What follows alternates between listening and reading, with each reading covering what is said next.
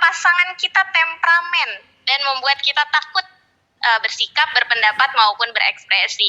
Itu aja Ibu, terima kasih.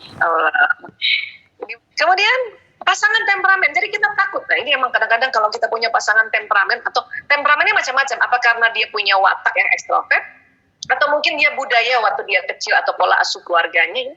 Ada beberapa daerah memang orangnya itu bukan kasar, tapi memang kalau ngomong kuat gitu.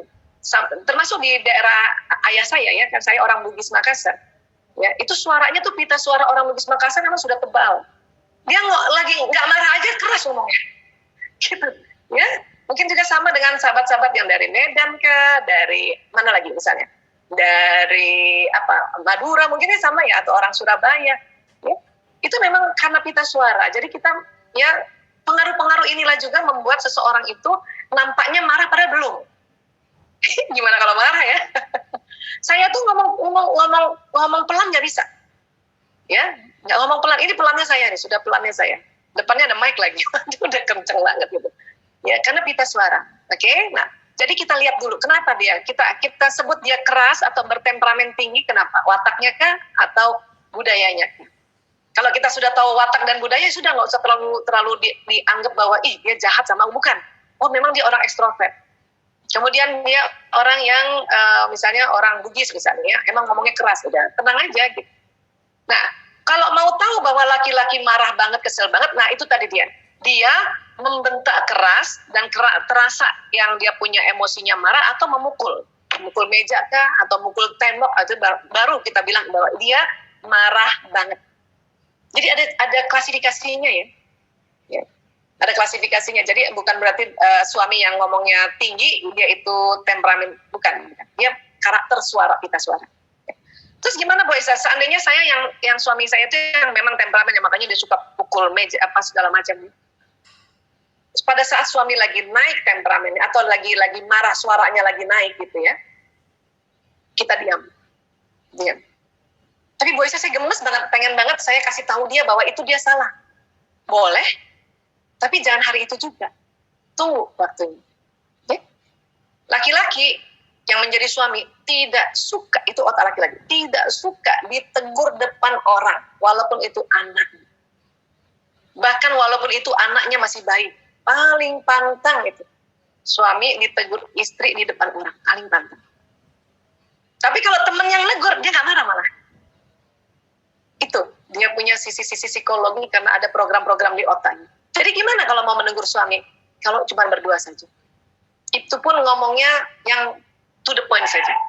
Berkali-kali saya sharing tentang bagaimana bicara sama suami, ya, laki-laki yang menjadi suami, itu harus dengan perjanjian.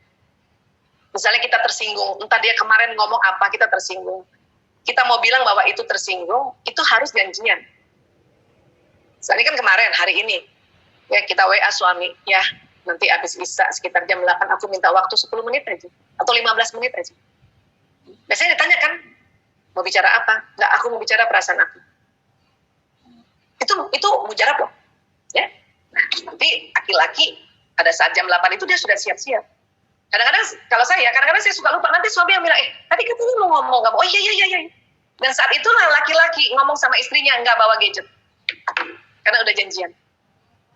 Tapi kalau sudah bilang 15 menit, 15 menit. Jangan diulur-ulur. Kenapa? Karena besok-besok kalau kita mau janjian lagi, dia udah gak percaya. Ya kan? Nah, sampaikan pesan saya. Ya, aku kemarin sedih banget. Kamu ngomong kayak gitu, aku tuh tersinggung. Jadi aku. Banyak ibu-ibu karena saking marahnya ngomongnya, kamu selalu keselin aku. Kamu selalu menjengkelkan aku. Itu secara ilmu bahasa juga, ya, ilmu bahasa otak juga, itu membuat laki-laki sangat tersinggung. Makanya ayah aku sedih banget. Jadi aku yang sedih kan aku, dia kan belum tentu sedih. Misalnya gitu, aku sedih ya. Dan nggak usah lama-lama. Saya biasanya kalau mau ngomong sama suami selalu lihat jam dinding. Makanya di kamar ada jam dinding besar bang. Kenapa? Lihat jam. Walaupun padahal pengen ngomong panjang banget, pengen banget ya.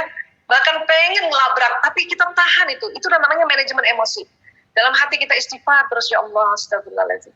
Karena laki-laki kalau kita sampaikan dalam waktu hanya 10 menit, 15 menit, atau paling panjang 30 menit, itu malah masuk nih dia. Biarkan dia merenung dulu. Laki-laki setelah itu kita nggak usah panjang-panjangin, kita tinggalkan dia merenung. Oh, istriku rupanya kalau aku ngomong kayak gini nggak suka. Dia baru menganalisa. Oh, gitu. Ya, inilah teknik-teknik sebetulnya kalau kita mau mengungkapkan perasaan kita kepada laki-laki atau pada suami dengan cara seperti itu. Ya. Saya dulu salah. Kalau suami saya misalnya marahin anak saya yang laki-laki semua di depan anak-anak, saya bilang, bukan gitu ayah salah, bukan gitu maksudnya si ini bu. Itu paling pantang buat suami. Ya. Tapi saya baru tahu sekitar 2006 antara 2006 dan 2010, karena ada riset mengatakan laki-laki yang menjadi suami tidak suka ditegur atau dikritik di depan orang lain meskipun itu anaknya, bahkan anaknya masih bayi. Wih, langsung astagfirullahaladzim, keliru saya. Pantesan reaction terus suami pada saat itu, nggak mau dengar.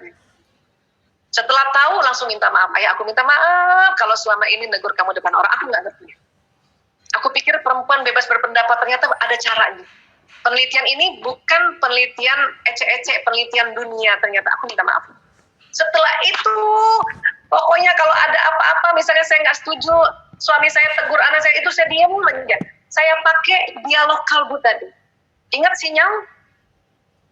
Saya selalu langsung diam, langsung saya minta doa, ya Allah, ya berikan kekuatan ya pada anakku, dan dia mengerti bapaknya bilang seperti itu karena bapaknya sayang. Kalau nanti pada si suami, saya langsung lihat suami terus ngebatin, saya ngomong, ya Allah angkat marahnya suamiku, ya Allah astagfirullahaladzim, angkat jengkelnya dia, ya Allah berikan kelembutan, karena anak-anak lebih lembut itu lebih mengerti. Itu jadi tugas kita sebagai ibu tuh di dekatnya itu jangan pakai mulut ngomongnya. Heart to heart communication, karena ada sinyal tadi. Dan itu latihan, nggak semerta-merta, karena kebiasaannya pakai mulut. Itu latihan. Ya, jadi sekali lagi bisa jadi seperti ini. Mudah-mudahan ini juga bisa jadi satu tambahan teknik ya buat kita semua ya. Ya, Miss Emi, mudah-mudahan bisa terjawab, insya Allah.